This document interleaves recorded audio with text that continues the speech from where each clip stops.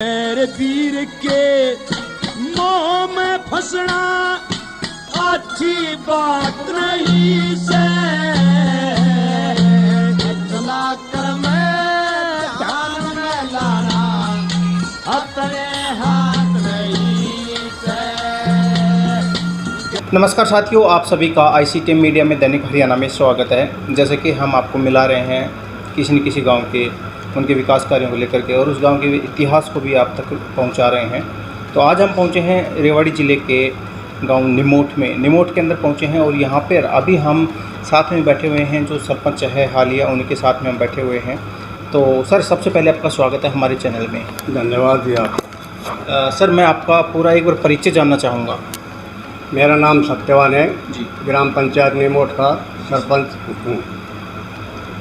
Sarpanch sir आप ही हैं या आप सरपंच प्रतिनिधित्व करते हैं? नहीं, सरपंच पद पद आपके पास में ही है।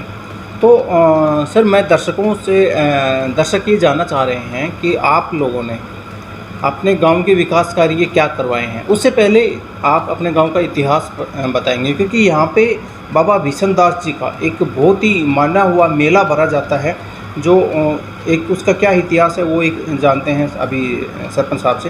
तो सर, क्या इतिहास रहा है गांव का? इसका इतिहास है यह है जी, बुजुर्गों के मुताबिक साल 350-400 करीब है। ये हमारे गांव में बाबा भीषण दास का मेला भी लगता है और बाउन द्वादशी के ऊपर और एक होली के ऊपर। हाँ। 2 मेले लगते हैं। 2 मेले साल में लगते हैं। साल में 2 मेले लगते हैं और दोनों मेलों पर काफ़ी भीड़ भाड़ यात्री बाहर से खूब आते हैं। अच्छा। श्रद्धा भाव से पहुँचते हैं और उनकी मनोकामना भी पूरी होती है। सर, क्या मान्यता है? कोई महाराज थे, सिद्ध महाराज थे जी, कोई गिरे बन सोचे समझे बन कुंदन मेरी गैर खराबी हो गिरे भाई का दुख पहले बताते हैं कि यहाँ का एक कोई पंडित जी था, क्या कोई गौ चराने के लिए आया था। तो हमारे बाबा भीषण दास के में बाउंड्री से बाहर कोई जमींदारों ने कुआं गाड़ना शुरू किया था। तो वो कुछ उसमें दिक्कत सी आ गई थी। तो ऐसे गौ चराते चराते वो आ गए। वो जमींदारों ने वो कहा कि बोले पीछे हट जा, बोला पीछे हट जा, बोले काम चल रहा है। बोले क्यों? तो उसने बोला, उस पर बताते हैं कि लात मारी तो टेढ़ी हो गई। बोले तो टेढ़ी होगी। तो दोबारा किया तो बोले महाराज ये क्या कर दिया? बोले आपने बोला कुछ ऐसे अब शपथ किए उसके कारण हो गया। तो जैसे तैसे करके विनती की, उसने दोबारा पैर छुआ और वो सही हो गया। उसी दिन से मान्यता चली आ रही है। तो क्या वो वहीं पे ही सामने खड़े थे या फिर अदृश्य हो गए थे? नहीं, अदृश्य हो गए फिर बाद में, पता नहीं। हाँ, वहीं पर ही चले गए। अच्छा। और जो गौवें थी जो चराते हुए आए थे, वो सब गौवें वो भी बताते हैं कि कहीं दिखाई नहीं दिया। अच्छा, मतलब है कि एक तरह से तो एक तरह से कोई चमत्कार था जी, बिल्कुल। अच्छा, तभी से फिर मानना शुरू कर दिया? हाँ, तभी से मानना शुरू कर दिया। और बताते हैं कि यहाँ पे कि कोई उसकी समाधि स्थल भी था। तो अभी 5-4 साल पहले अभी उसकी एक गुंबद की दोबारा जीर्ण स्थान को गया था। तो उस खुदाई किया तो 8 फीट नीचे गहराई खुदाई किया, पिलर भर के ले आए थे गांव वाले कमेटी के। तो वहाँ देखा तो उसकी समाधि स्थल जैसे कि ऐसे लंबी थी। उसके पास कुछ 2-4 घड़ी छोटे छोटे मिट्टी के वो कलश वगैरह थे। उसमें कुछ एक आध तांबे के सिक्के जो भी थे उस टाइम के वो रखे हुए थे। अस्थियाँ भी थी उसमें। अच्छा। तो अनुमान लगाया जाता है कि बाबा भी यहीं पे ही समाधि स्थल पे ही यहीं पे अनुमान लगाया जाता है। सर, गांव का नाम निमोट है, गांव का क्या इतिहास रहा है? देखो जी, अब ये निमोट के बारे में तो क्या बताएं, बुजुर्ग इतना तो ज्ञान नहीं है कि गांव निमोट का निमोट ही क्यों पड़ा। ये तो बुजुर्ग ही जानते होंगे, कभी ऐसा सुना तो नहीं है कि चलो कोई बात नहीं है।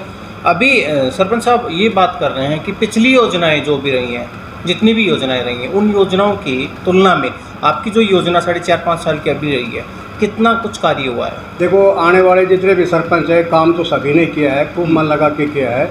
कोई अपने टाइम में किसी ने कोई कसर नहीं छोड़ी।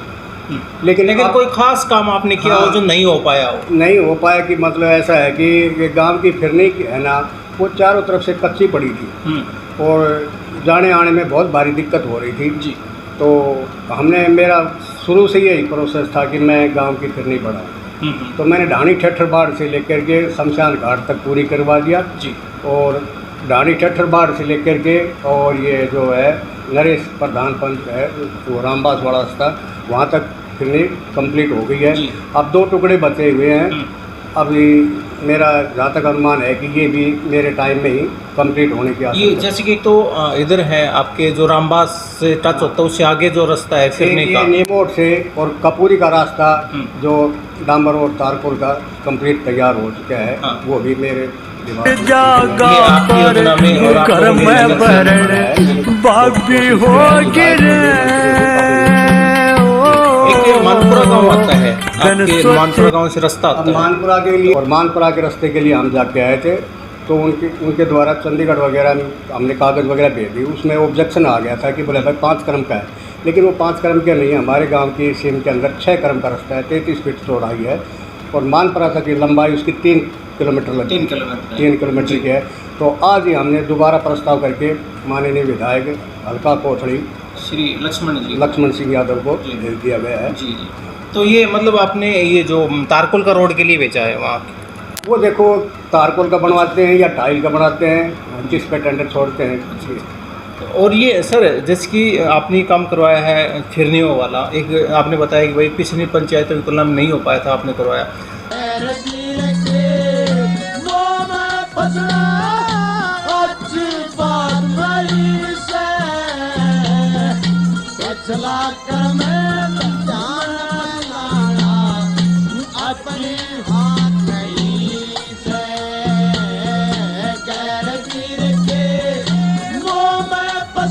अभी बात कर रहे हैं कि जैसे कि पानी की व्यवस्था किस तरह की बनाई है गांव में, शुद्ध पानी जो पीने का। शुद्ध पानी की बात ऐसी है कि पिछले सरपंच ने एक एकड़ के अंदर वाटर टैंक लगवाया था जो कि मंदोला से सप्लाई आती थी। वो उसमें दिक्कत आ गई थी तो उसी में एक बोर किया। जी। बोर करने के बाद में पूरे गांव में पूर्ति नहीं हुई। हाँ। लेकिन अब एक नहरी पानी स्कीम के तहत काम चल रहा है। जी। और एक बोर मेरे सामने गुरजाल धर्मशाला के अंदर मैंने खुद बोर करवाया है PWD से, पब्लिक हेल्थ डिपार्टमेंट से बोर करवा दिया और पानी चालू हो गया है। जी सर, बच्चों के खेल स्टेडियम की व्यवस्था। खेल स्टेडियम के लिए ऐसा है कि मैंने काफ़ी कोशिश की, 20-30-50 बच्चों को लेकर के मैं गया भी, कोठड़ी विधायक के पास भी गया, इधर उधर भी भटका काफ़ी, और स्टेडियम के अंदर भी रेवाड़ी स्टेडियम, तुलाराम स्टेडियम में गया, फाइल भी लगाई, सारे काम किए, लेकिन वो बीच में अटक गया, मतलब अधूरा रह गया। वो दूसरा जो शमशान घाट के लिए 4 दीवारी टीन शेड, शमशान घाट की 4 दीवारी करवाई, उसमें झुंडे झाड़ उबड़ खाबड़ ज़मीन थी, उसको काफ़ी लेवलिंग किया, काफ़ी हद तक मैंने लेवलिंग करवा दिया।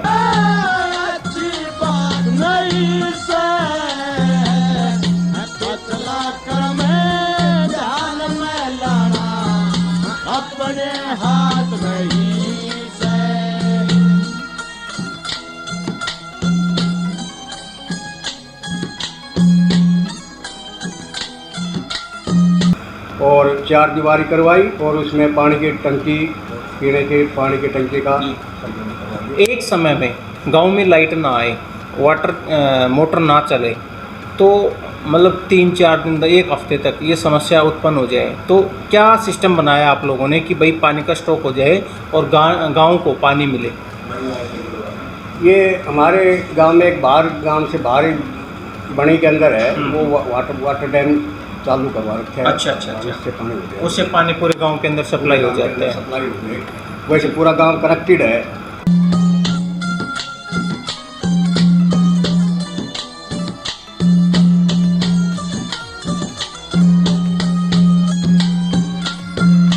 ठीक है सर, शिक्षा को महत्व किस तरह से दे रहे हैं आप? जब से हमारे गांव का रिजल्ट 100% आ रहा है। सरकारी स्कूल का रिजल्ट बहुत बढ़िया है और मास्टर भी बहुत अच्छे हैं, प्रिंसिपल वगैरह भी बढ़िया हैं। हाँ। इस 3-4 साल के दौरान हम महीना में 2 महीने में मैं खुद अपने चक्कर लगाता हूँ, आता हूँ, देखभाल करता हूँ। जी। और आबादी सर अपने गांव की लगभग? आबादी हमारे गांव की लगभग 5,500 के करीब है। अच्छा। सर कितने घर होंगे वैसे? ये 1100 करीब घर है। जी। तो सर एक चीज़ और पूछ रहा था मैं आपसे कि जैसे कि गांव के जो बच्चे हैं सरकारी ये अपनी जो प्राइवेट नौकरी की बजाय सरकारी नौकरी की तरफ, सिविल हो चाहे वो बेल्ट की नौकरी हो, कि मतलब किस तरह से कितना बच्चे जा पा रहे हैं और नहीं जाने का क्या कारण रहा होगा? नहीं, बच्चे हमारे तकरीबन जा रहे हैं, कोई गुड़गांव जा रहा है तो कोई भिवाड़ी जा रहा है, कोई कहीं जा रहा है। ज़्यादातर बच्चे जो पढ़ लिख के गए, सरकारी नहीं मिलती तो कंपनी वगैरह तलाशते हैं। अच्छा अच्छा, मतलब कहने का मतलब है कि गांव के अंदर बेरोज़गारी तो है लेकिन कुछ कम है। हाँ जी जी। तो अभी मैं आपसे बात करवा रहा हूँ, यहाँ जो निमोट का जो सरपंच है फ़िलहाल सत्यवान जी, उनसे मैं आपकी बात करवा रहा हूँ और ये बता रहे हैं अपने गांव के जो इन्होंने विकास कार्य करवाए हैं उनको लेकर के आपके सामने चर्चा हम कर ही रहे हैं। सरपंच साहब, ये जो चीज़ें आपने की है बहुत ही अच्छा किया है। कम्युनिकेशन सिस्टम जो आपका गांव का कैसा है, एक वार्तालाप भाईचारा कैसा है, ये थोड़ा सा और बताइएगा आप सर। हमारे गांव का भाईचारा बहुत बढ़िया है, एक दूसरे की शर्म करते हैं जी। बड़े बुज़ुर्गों का आदर भाव से बोलते हैं और बड़े बुज़ुर्गों के पास 10-20 मिनट जितना भी टाइम मिलता है किसी को बैठते हैं उनके पास जी। उनके विचार सुनते हैं, उनके हाँ। विचार ग्रहण करते हैं। जी।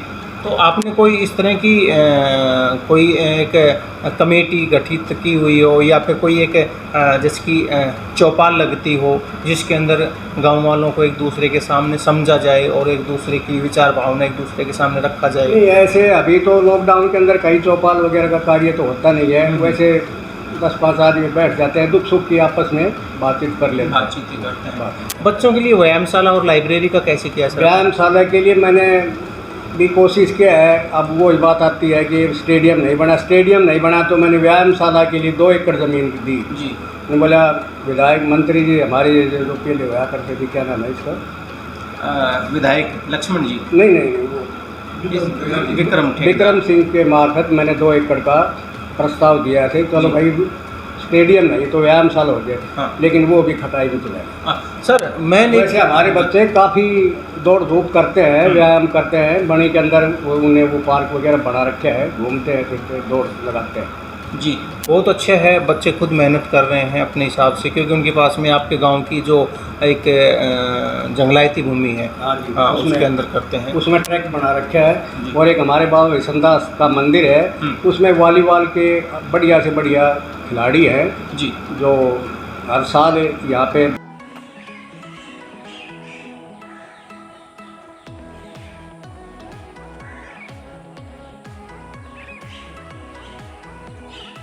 बाहर से, यूपी से, पंजाब से और गेम करवाते हैं। इनाम में बच्चे आते हैं, दूर दूर से बच्चे आते हैं। सर एक पॉइंट ये है, मैं पूछना चाह रहा था कि आपके जो जिला पार्षद हैं यहाँ पर कौन है? विक्रम सिंह है जिला पार्षद है। तो सुमन देवी जिला पार्षद है। आपको, आपके गांव को उन्होंने क्या कुछ दिया है आपके गांव के लिए? जब सुमन जी हमारे गांव के लिए काफ़ी योगदान दे रही है और आगे भी देती रहेगी। ऐसी बात नहीं। ब्लॉक समिति मेंबर सर? ब्लॉक समिति ने भी काफ़ी काम करवाए। मतलब जिला पार्षद ब्लॉक समिति मेंबर लोग हैं, कोई कसर नहीं है। कोई कसर नहीं है। सर बहुत अच्छा है, आप लोगों ने बताया कि आपके गांव के बारे में, आपके गांव का इतिहास बताया। यहाँ पे जो बाबा बिशनदास जी का जो मेला भरता है साल में 2 बार, उनके बारे में बताया। मैं आपसे एक बात ये पूछना चाहूँगा कि आप हमारे जो समाज के जो बच्चे हैं, युवा साथी हैं, उनको आप और समाज को आप क्या संदेश देना चाहेंगे, क्या कहना चाहेंगे अपने दिल से? मैं तो अपने दिल से ये कहता हूँ कि भाई पढ़ो लिखो और नौजवान बनो और भाई समृद्ध हो। जी। और बात करते हैं अब नशे की, क्योंकि बहुत सारे साथी 70% के करीब जो युवा साथी हैं वो नशे की तरफ बढ़ रहे हैं, तो उनको आप क्या कहना चाहेंगे? उनके लिए भी समय समय पर देखभाल करते हैं, समझाते हैं, सुझाव देते हैं कि भाई नशे से दूर रहो। लेकिन फिर भी इक्का दुक्का कोई करता है तो फिर भी हम उसको दंडित करते हैं, ऐसी कोई बात नहीं है। धन्यवाद सरपंच साहब, बहुत बहुत आपका बहुत बहुत धन्यवाद सर। ठीक है जी, धन्यवाद। साथियों मैं आपको भी एक बात कहना चाहूँगा कि जैसा कि सरपंच साहब ने बताया कि नशे के बारे में बताया कि हाँ, आप लोगों को दूर होना है, बहुत ज़रूरी है, क्योंकि नशा एक ऐसी बीमारी है जो धीरे धीरे आपको, आपके पूरे शरीर को, आपके पूरे धन को, तन को और मन को अपने कब्जे में कर लेती है। आपको एक दिन निराशा का मुंह देखना पड़ता है।